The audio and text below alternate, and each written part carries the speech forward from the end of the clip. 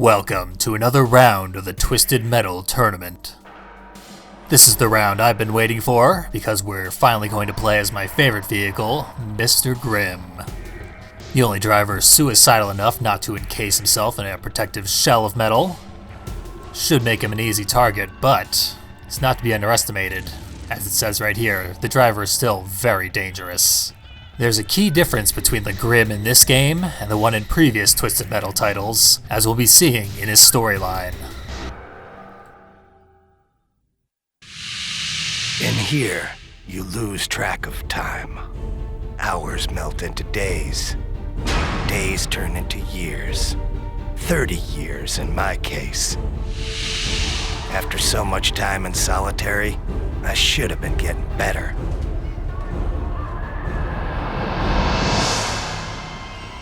But in my heart, I always knew there was no cure for what happened to me.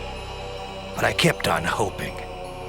I knew if I waited long enough, I'd get revenge against the man who destroyed my mind.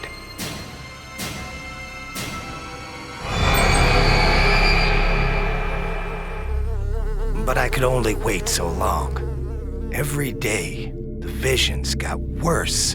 Soon I wouldn't be able to tell reality from my nightmares. But then, my life changed. He called himself Calypso. He said he ran a contest. Winner take all. In my case, first prize meant getting even with the man who stole my sanity.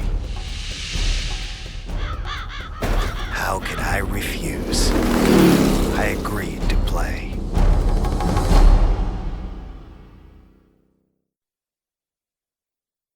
Normally, Mr. Grimm is presented as the literal incarnation of death itself, but in black, he's just a broken old Vietnam veteran. He has taken his victory over the contest as a foregone conclusion, which is overconfident to say the least. The abandoned Skyscrapers is the most treacherous level in the game, and simply surviving is going to be no small task. This is the only required level in the game that has instant death pits, and it has by far the most instant death pits of any level. So it's definitely a good thing we got our practice in with these snowy roads and the highway loop. Even still, it is overpopulated with nemesis, and we are in the least armored vehicle of the game. So from a pure combat perspective, we're still facing our greatest challenge to date. Playing as Mr. Grimm on the Skyscrapers is arguably the most difficult combination of level and character that a player can subject themselves to. I'd still say that it's manslaughter at the prison passage, but it might just be because that combination is much more boring and unfun than this one. And anytime I'm playing as Grimm, I'm having a good time, even if I'm just getting mercilessly slaughtered. The thing about Mr. Grimm is, he's so delicate that you have to play aggressively. It seems paradoxical, but we'll see right here that Grimm's best defense is a good offense. Just charge headlong at Sweet Tooth, hit him with our special at the last second, and that causes him to leap over our vehicle to safety. Another special brings him deep into the red, to be finished off by machine gun fire. Alas, a dead opponent poses no threat, so we will mostly be finding solace through murder. Grimm can kill an enemy faster than any other vehicle can, mostly thanks to his special, which we've seen practically none of throughout this LP. To the best of my recollection, we've only been hit by it once. That's because the AI is horrific at using it. You've probably noticed that a great number of the specials in this game are merely upgraded versions of the pickups that are available to any vehicle, like Junkyard Dog having a super gas can, or Spectre having the ultimate homing missile. Mr. Grimm's Scythe acts as a massively upgraded version of the power missile, in that it has no homing capacity, but it does the most damage of any single strike in the entire game. 2 blows from the Scythe, and any enemy will be deep into the red if not killed outright. Apparently Yellow Jacket didn't even want to risk it. killed himself rather than face the blade one more time. The difficulty of landing the scythe does balance it quite nicely though. It takes a skilled hand to hit anyone with it, and without the scythe, Mr. Grimm is just a hard-to-swat bee without a stinger. That just makes actually hitting with it all the more satisfying.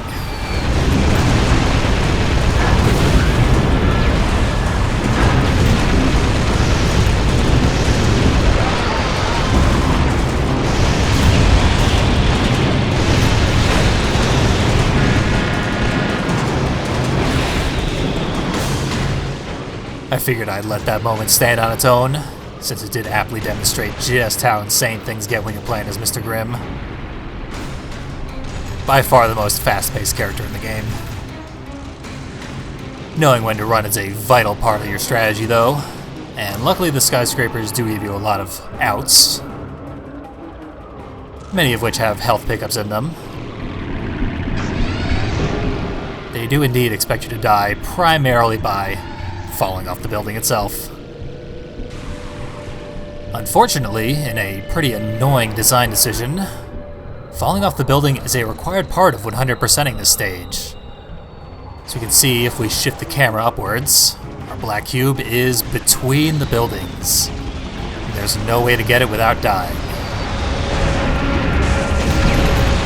It also requires a very accurate blind jump into the abyss, and having so many enemies right on top of us is going to impede that. So now is not the time to make that attempt. I've also got quite a cache of weapons that I wouldn't want to waste. Also wouldn't want to waste them by being obliterated by 2 enemies at once, so I need a health pickup. There's an eagle statue right in the corner of this building, with a pickup right at the end, implying that you can use it as a ramp. However, if you do that, it will kill all your forward momentum the second you reach the end of the ramp, then you will plummet and die.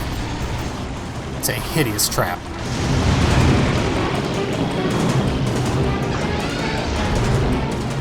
We did split axle and dark side up, but we're running too low on health for me to press the advantage. So I'm gonna try and kill myself. Seems as good a time as any. There it is. So goddamn close. I cannot overstate how much I hate that cube. And since we've only got 1 life left, it's only 1 more chance to get it. Since we got full health and a special, might as well kill Axel once and for all. Should make things a little easier.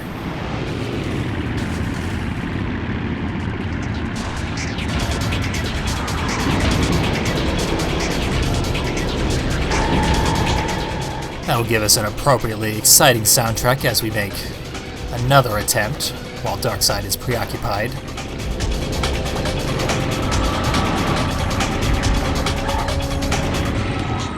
Try and line it up again using the camera change feature, which I didn't even know about until immediately before recording this video.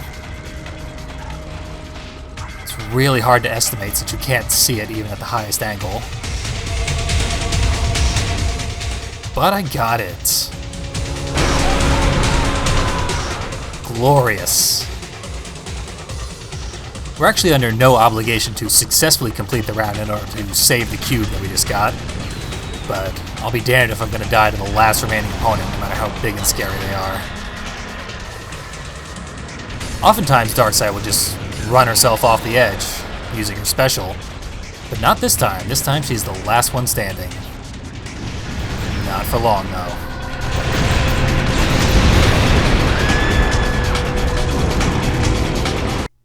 That brings an end to an extremely difficult level that I tacked an unnecessary, stupid challenge onto. Now nothing stands in the way of our final core cast member getting his wish, except whatever haunted memories happen to be running through that skull of his.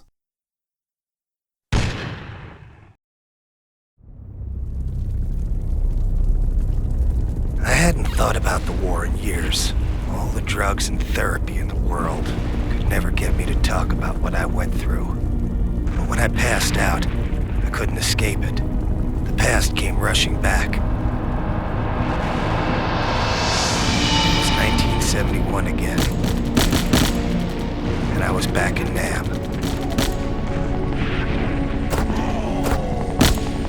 Ben had gone down. It was just me, all alone, trying to revive him. I was shouting to Benny, trying to see if he was okay. But before I knew it, the enemy was on me.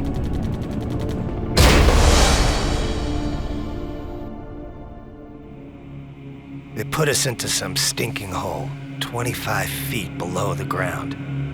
Benny was in bad shape. I didn't know how long he was gonna hold out. Seems like forever I was screaming for someone to come and help him. Then one day, we had a visitor.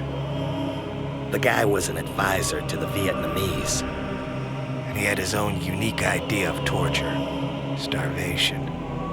Benny was on his last legs, and I wasn't far behind. 5 days without any food will bring any man to the edge. And the advisor said the only way I was going to survive was to eat. He gave me a knife and started laughing. He said if I wanted food, I'd have to make do with whatever I could find in the hole. I tried to block out what was happening. I knew what he wanted me to do, but there was no way I was going to give him the satisfaction.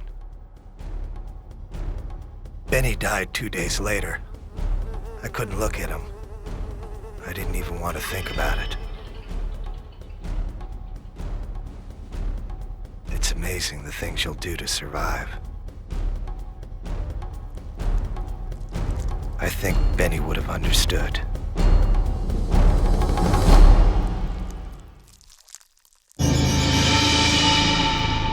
They say the mind bends and twists in order to deal with the horrors of life. I think my mind bent so much it snapped in two. When a platoon of GIs freed me 2 weeks later, they tried to take the helmet off. I killed 4 of them before they took me down. After that, they shipped me back to the States and put me in the asylum. But now I have a chance to get even with the man who pushed me over the edge and made Benny die.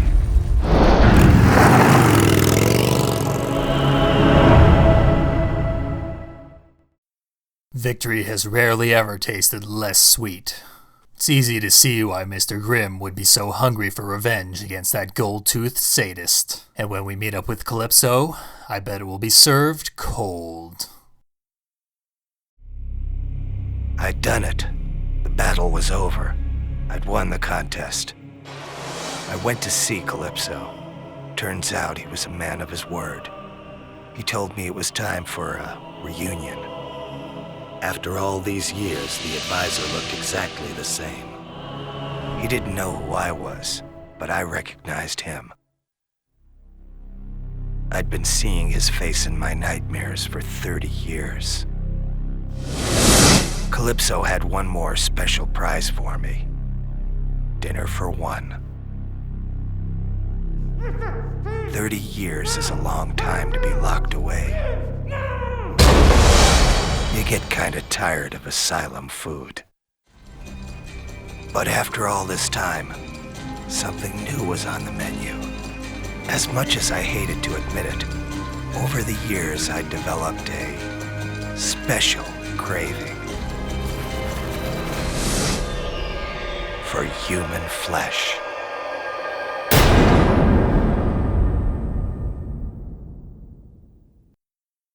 They say you are what you eat, and rarely is that more true than in Mr. Grimm's case. Now that he's made such a taboo departure from his vegetarian diet, will he be able to control his killer instinct? That's actually something we're going to have the privilege of finding out. But next time, we'll be returning to the rooftops for a climactic confrontation.